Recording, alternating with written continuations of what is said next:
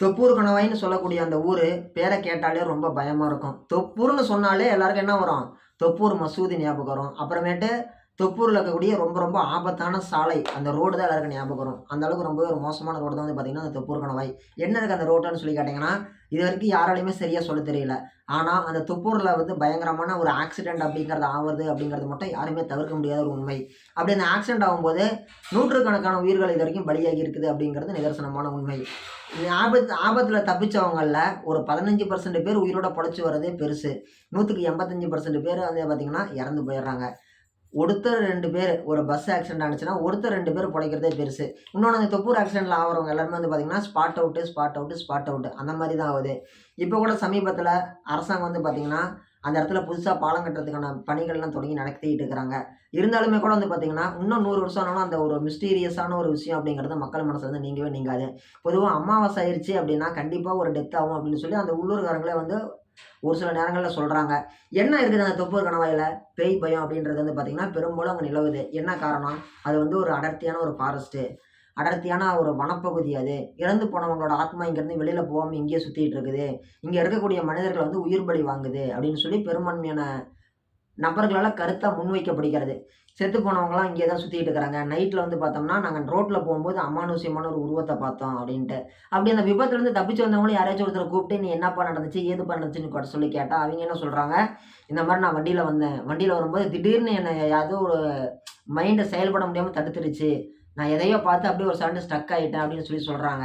இது வந்து பார்த்தீங்கன்னா, பொதுமக்களாலேயும் விபத்துலருந்து தப்பிச்சு வந்தவங்களாலேயும் சொல்லக்கூடிய ஒரு விதமான கருத்து. இது வந்து பார்த்தீங்கன்னா, அறிவியலாளர்கள் மற்றும் படிச்சவங்கலாம் என்ன சொல்றாங்க, அப்பல்லாம் பேயின்னு ஒரு விஷயமே கிடையவே கிடையாது. இது வந்து பார்த்தீங்கன்னா, முழுக்க முழுக்க முழுக்க முழுக்க ஒரு கவனக்குறைவினால விபத்து அப்படிங்கிறது ஏற்படுகிறது. விபத்துங்கிறது என்ன என்ன காரணம்? ஒருத்தர் போகும்போது ஒருத்தர் சைடு வாங்கி போனாரு அப்படின்னா இடிப்பாங்க. இதுதான் விபத்துக்கு காரணம் அப்படின்னு சொல்லி பெரும்பான்மையான நபர்களால் முன்வைக்கப்படுகிறது. இன்னும் ஒரு சிலர் என்ன சொல்றாங்க, லாரி டிரைவர்ஸா இருந்தாலும் சரி, இங்க பேயும் கிடையாது, ஒண்ணும் கிடையாதுப்பா. எல்லாம் வந்து பொய் சொல்றாங்க. மனுஷங்களோட கவனக்குறைவினால தான் விபத்து ஏற்படுது. அது மட்டும் இல்லாம, மலையிலருந்து கீழ இறங்கும் பொழுது, இறக்கத்துல பகுதியில தான் வந்து வேகமா வர்றதுனால தான் விபத்து ஏற்படுது. மேட்டு மேல ஏறும்பொழுது யாருக்கும் விபத்து ஏற்படல. குறிப்பிட்ட அந்த டர்னிங்கு, இப்ப இந்த மலையிட்டருந்து இப்படி வளையுதா, இந்த வளையிற இடத்துல தான் விபத்து ஏற்படுகிறது. அது பௌர்ணமியில விபத்து நடந்தா என்ன, அமாவாசையில நடந்தா என்ன, வளையிற இடத்துல இறக்கத்துல சல்லுன்னு வராங்க. அதுல வந்து கட்டுப்பாட்ட இழந்து தான் வந்து விபத்து ஏற்படுது. இது வந்து எந்த விதமான காரணமும் கிடையாது. மனுஷனோட கவனக்குறைவு தான் காரணம் அப்படிங்கிறாங்க.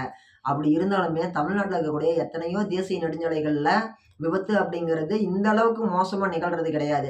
எத்தனையோ இறக்கமான பகுதிகள்ல வாகனங்கள் அப்படிங்கிறது போயிட்டு வந்துட்டு தான் இருக்குது. அது மட்டும் இல்லாம தொப்பூர் கணவாயில ரோட்ல வண்டி ஓட்டிட்டு போகக்கூடிய lorry drivers, bus drivers, car drivers இவங்கலாம் வந்து டைம் வண்டி ஓட்டுறவங்க கிடையாது. இவங்க அனைவருமே மிக மிக அதிகமான அளவு பயிற்சி பெற்ற அனுபவம் மிக்க ஓட்டுநர்கள் தான் வந்து பார்த்தீங்கன்னா, அந்த ரூட்ல வந்து கவர்மெண்ட் டியூட்டியே போட்டு குடுக்குறாங்க.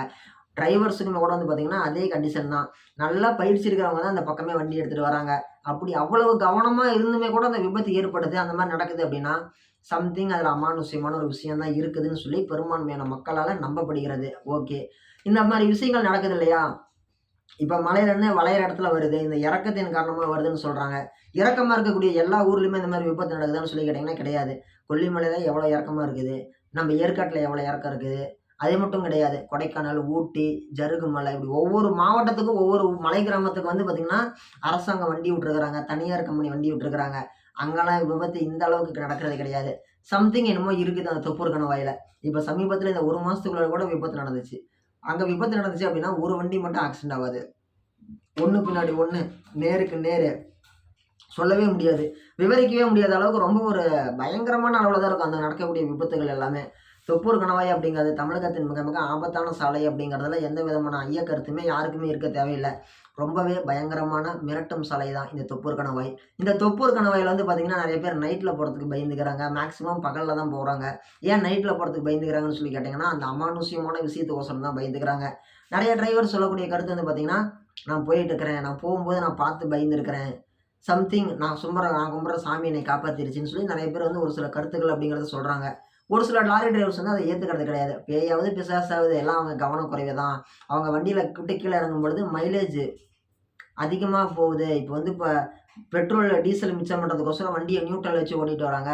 இப்போ ஒரு 5, 6 கிலோமீட்டருக்கு மேல அது இறக்கத்துல வருது அப்படின்னா, ஒரு லாங் டிஸ்டன்ஸ் வருது அப்படின்னா, அது வந்து தொப்பூர் கணவாய் அப்படிங்கிறது ஒரு டர்னிங் கிடையாது. ஒரு குறிப்பிட்ட கிலோமீட்டர் வந்து அந்த ரோடு அப்படியே இறக்கமாக ஈக்குவலாக வந்துகிட்டே இருக்கும். ஸோ நம்மளுக்கு வந்து நம்ம கண்ட்ரோலில் வண்டி வச்சுக்கிட்டோம்னா நம்மளுக்கு வந்து எப்படி இருக்கும், பெட்ரோல் சேவ் ஆகும், டீசல் சேவ் ஆகும், நம்மளுக்கு வந்து அதில் கொஞ்சம் ஒரு 300 400 மிச்சம் ஆகும் அப்படின்னு சொல்லிட்டு லாரி டிரைவர்ஸ் வந்து மிச்சம் பண்ணுறதுக்கோசரம் நினைக்கிறாங்க அப்படின்னு சொல்லி ஒரு சில டிரைவர் சொல்கிறாங்க. அது மட்டும் காரணமாக இருக்கும்னு என்னால் சொல்ல முடியாது. ஏன்னா அவங்க யாருமே ஒன்றும் சின்ன குழந்தைங்க கிடையாது. எல்லாமே அனுபவம் மிக்க டிரைவர்கள். அனுபவம் இருக்கிறனால தான் அந்த தொப்புறு கணையில வண்டி எடுத்துகிட்டு போகிறாங்க வராங்க. இவ்வளோ தூரம் அவங்க கவனமாக இருந்த மாதிரி விபத்து ஏற்படுது அப்படின்னா சம்திங் அந்த ரோட்டில் ஏதோ ஒன்று அமானுஷ்யமா இருக்குது. இத்தனைக்கும் கணக்கில்லாத போலீஸ் வந்து அங்க காவல் பணியில இருந்துகிட்டே இருக்கிறாங்க. 24/7 24 மணி நேரம் 7 நாளுமே அவங்க காவலுக்கு இருக்கிறாங்க. ஷிஃப்ட் அடிப்படையில எல்லாருமே கலந்து கட்டி போகக்கூடிய வாகனங்கள்ல பார்த்து மெதுவா போங்க. அந்தந்த இடத்துல வந்து பேரிகார்டு வச்சிருக்கிறாங்க.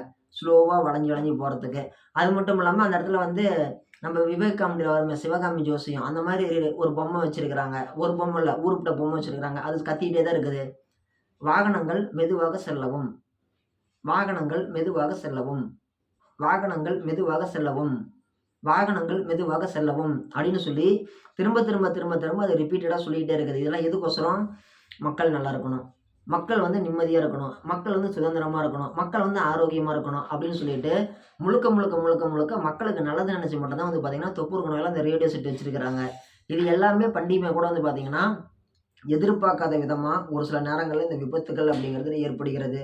தொப்பூர் கணவாய் மாரியே உங்களுக்கு தெரிஞ்ச ஒரு மோசமான சாலையில அது ரொம்பவே ரோடு அற்புதமா போட்டிருப்பாங்க. தொப்பூர் கணவாய் மாரி உங்கள ரொம்பவே பயமுறுத்தக்கூடிய, அச்சுறுத்தக்கூடிய சாலை ஏதாச்சும் இருக்குதான்னு சொல்லி யார்ட்டயாச்சும் நீங்க போய் கேட்டு பார்த்தீங்க அப்படின்னா, லாரி டிரைவர்ட்ட கொஞ்சம் யோசிச்சு தான் சொல்லுவாங்க. அந்த அளவுக்கு வந்து பார்த்தீங்கன்னா, தொப்பூர் அப்படிங்கிறது ரொம்ப ஒரு மிஸ்டீரியஸான ஒண்ணு. இதே மாரி வந்து பார்த்தீங்கன்னா, கொல்லிமலையிலே நெறைய பேர் வண்டி எடுத்துட்டு போறாங்க, வராங்க. கொல்லிமலைக்கு போயிட்டு வரவங்கள கூட வந்து பார்த்தீங்கன்னா, ஒரு சில விஷயங்கள் அமானுஷ்யமான விஷயங்கள் அப்படிங்கிறத உணர்ந்திருக்கிறாங்க. எல்லாருக்குமே தெரிஞ்ச 72 ஹேர்பின் பெண்ட் இருக்கக்கூடிய காலப்பநாயக்கன்பட்டி பிரிவு வழியா மலை மேல ஏறி போறவங்கள கூட வந்து பார்த்தீங்கன்னா, நெறைய லாரி டிரைவர்ஸு நீங்க கேட்கலாம், "மலை மேல லாரி போதா சபரின்ட்டு." Yes absolutely correct. லாரி அப்படிங்கிறது போயிட்டு வந்துட்டு தான் இருக்குது. மக்களுக்கு தேவையான அத்தியாவசிய பொருட்கள எடுத்துட்டு போறதுக்கும், அங்க இருக்கக்கூடிய பொருட்கள கீழ இறக்குமதி பண்றதுக்கும் வந்து பார்த்தீங்கன்னா, மிக பெரும்பான்மையான அளவு வந்து பார்த்தீங்கன்னா, லாரிகள் அப்படிங்கிறது பயன்படுத்தப்படுகிறது சாலைகள்ல. இது வந்து மலைக்கு போயிட்டு வரவங்களுக்கு தெரியும். ஓகேங்களா? அவங்களே கூட வந்து பார்த்தீங்கன்னா, பெரும்பான்மையான நேரங்கள்ல வந்து கொல்லிமலையில வந்து பாராநார்மல் ஆக்டிவிட்டீஸ்லாம் நடந்திருக்குதுன்னு சொல்லி கருத்து பதிவு பண்ணியிருக்கிறாங்க. என்ன ஆக்டிவிட்டீஸ்? நம்ம மலைக்கு போறோம் அப்படின்னா, திடீர்னு ஒரு விதமான சவுண்டு.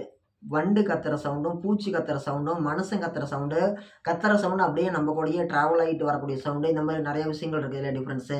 அப்போ வந்து பாராநார்மல் ஆக்டிவிட்டீஸ் அப்படிங்கிறது கொல்லிமலையில நாங்க கேள்விப்பட்டுருக்கிறோம், கண்ணால பார்த்துருக்குறோம் அப்படின்னு சொல்லி சொல்றாங்க. உண்மையாலுமே கொல்லிமலை அப்படிங்கிறது ரொம்ப ரொம்ப ஒரு மர்மமான ஒரு இடம்.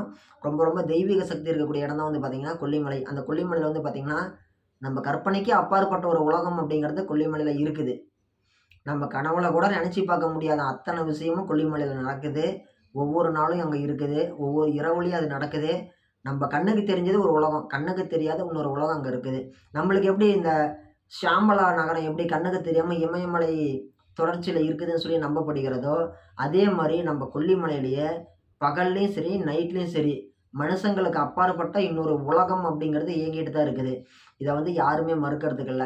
கொல்லிமலைக்கு போயிட்டு வந்தவங்களுக்கு தெரியும். கொல்லிமலைய உணர்ந்தவங்களுக்கு தெரியும். ஓகேங்களா?